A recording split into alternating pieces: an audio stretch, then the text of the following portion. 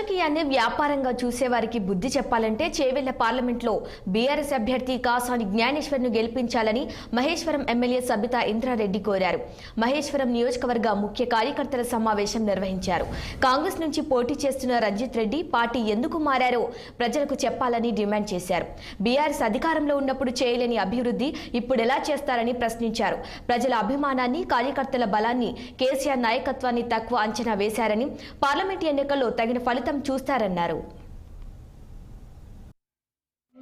జిల్లా పరిషత్ చైర్మన్ గా, ఎమ్మెల్సీగా తను ఉన్నప్పుడు కానీ తన పనిలో ఉన్నా లేకున్నా కూడా బడుగుల గురించి ఎక్కువ ఆలోచిస్తూ ఉంటాడు.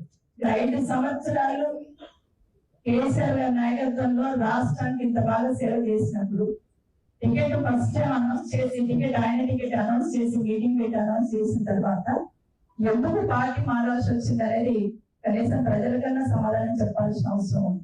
5 ఏళ్ళు ఏం అభివృద్ధి చేయలేము, ఇప్పుడే అభివృద్ధి చేస్తూ 5 ఏళ్ళు రూలింగ్ పార్టీలో ఉన్నారు కదా రంజిత్ రెడ్డి గారు. అప్పుడు మీరు ఎంపీగా ఏం అభివృద్ధి చేశారు, ఇప్పుడు రూలింగ్ పార్టీలో పోయి ఏం అభివృద్ధి చేస్తారని మాత్రం చేవెళ్ళ ప్రజలకైతే సమాధానం చెప్పాలి. ఎందుకంటే ఆ రోజు మీరు కేసీఆర్ గారికి దగ్గరనే ఉన్నారు, మరి అప్పుడు ఎందుకు చేయలేకపోయిన అభివృద్ధి ఇప్పుడు ఏం చేస్తారని ఖచ్చితంగా సమాధానం చెప్పాలి. ఊరికనే నాకు అర్థమైంది ఏంటంటే వ్యాపారవేత్తలు రాజకీయాల్లోకి వస్తే లాభ నష్టాలు బేరీజ్ చేసుకుంటారని అర్థమైంది. నిజమైన సేవకులు రాజకీయాల్లోకి వస్తే ఓటమి గెలుపుతో సంబంధం లేకుండా ప్రజల మధ్యలోనే ఉంటారు. వ్యాపారవేత్తలు వస్తే ఏమైతుందంటే గెలుపు ఓటమిని బేరీజ్ చేసుకుంటారని అర్థమైపోయింది. ఎందుకంటే అప్పటి వరకు టికెట్ అనౌన్స్ చేసిన తర్వాత పోటీ చేస్తానన్న తర్వాత ఒక 5 మార్నింగ్ నేను పోటీ చేయనంటాడు. ఎందుకంటే నేను ఓడిపోతాను అని అంటాడు. అదే ఓడిపోతే ఏముంటుంది, వ్యాపారం చేస్తున్నప్పుడు ఒకసారి లాభం వస్తుంది, ఒకసారి నష్టం వస్తుంది, ఇచ్చి పెడతాం వ్యాపారం. ఇది కూడా అంతే కదా, ప్రజలకు సేవ చేయడం కూడా అంతే కదా.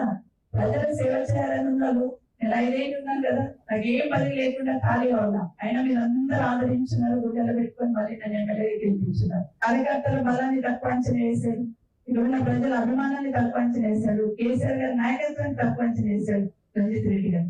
ఇవన్నీ ఒకేతే అయితే లీడర్ కష్టాలలో ఉన్నప్పుడు, లీడర్ కుటుంబం కష్టాలలో ఉన్నప్పుడు పక్కన పోయి కండం మార్చుకున్నాడు చూడండి, అది మానవత్వం అనిపించదు. నిజంగా చాలా దారుణం అనిపించింది.